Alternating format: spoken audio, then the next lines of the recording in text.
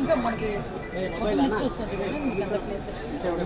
ఎవరు లేరండి ఇంకా దేవస్థానం అధికారులు నిర్లక్ష్యమే. ఎందుకంటే ఒకసారి అంతమంది భక్తులు వస్తారని చెప్పి సరైన ప్రికాషన్స్ తీసుకోలేదు. నేను ప్రికాషన్స్ విషయంలో ఒక 2 days బ్యాక్ 3 days బ్యాక్ అంటే ఈ క్యూ లైన్లు మొత్తం ఆ క్యూ లైన్లు అన్నీ మేము చెక్ చేసుకోవడం జరిగింది. ఇది అన్ఫార్చునేట్ థింగ్. అక్కడ గోడ ఉంది. ఆ గోడ పిల్లర్తో కట్టాడా, సిమెంట్తో కట్టాడా, బ్రిక్తో కట్టాడా అన్నది ఎవరు కూడా మేము చూసుకోవడానికి మాకు. కానీ విషయం ఏంటవుతుందంటే అక్కడ విపరీతంగా వర్షం పడింది. మీకు తెలుసు, మీరు ఆ టైంలో ఉన్నారు. నేను కూడా వర్షంలో తడుచుకునే దర్శనం చేసుకుని వచ్చాను.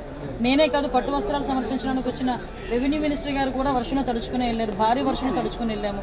ఈ వర్షం నేను దర్శనం చేసుకుని బయటకు వచ్చాను. ఇలా ఇన్ఫర్మేషన్ వచ్చింది గోడ కూలిందని. 1 or 2 ఇంజురీస్ అన్నారు. అయినప్పటికీ కూడా నేను వచ్చి చూస్తానని చెప్పి నేను పుట్అవుట్ని వచ్చాను. అప్పటి నుంచి ఇప్పటి వరకు మేము ఇక్కడే ఉండడం జరిగింది. అంటే ఎక్కడ కూడా రెస్క్యూ ఆపరేషన్స్లో కానీ నిర్లక్ష్యం వహించడం కానీ ఎక్కడ కూడా మేము చేయలేదు.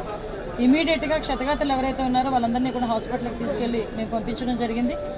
మిగతా రెస్క్యూ ఆపరేషన్స్ కూడా జరుగుతున్నాయి. ప్లీజ్ మిగతా అన్ని కార్యక్రమాలు చేసుకోవాలి. అందరూ కూడా బాగున్నారండి. ఏ టైంలో కన్స్ట్రక్ట్ జరిగింది, ఏ స్కీమ్లో కన్స్ట్రక్ట్ జరిగింది, ఎవరు కాంట్రాక్టరు, ఎవరు ఇంజనీరు, ఎవరు క్వాలిటీ కంట్రోల్ ఎవరు చేశారు, ఎవ్రీథింగ్ మేము ఇందులో ఎంక్వైరీ చేసుకుంటాం. ఎందుకంటే ఇక్కడ ప్రాణాలు కోల్పోయారు. ఈజీగా వదిలేయాల్సిన అవసరం ఏం లేదు. ఇందులో గవర్నమెంట్ కూడా చాలా సీరియస్గా ఉంది. అన్ని కోణాల్లో నుంచి కూడా మేము విచారణ జరుపుతాం. ఎవరైతే బాధ్యులు ఉన్నారో బాధ్యులు కఠినంగా శిక్షించే ప్రక్రియ గవర్నమెంట్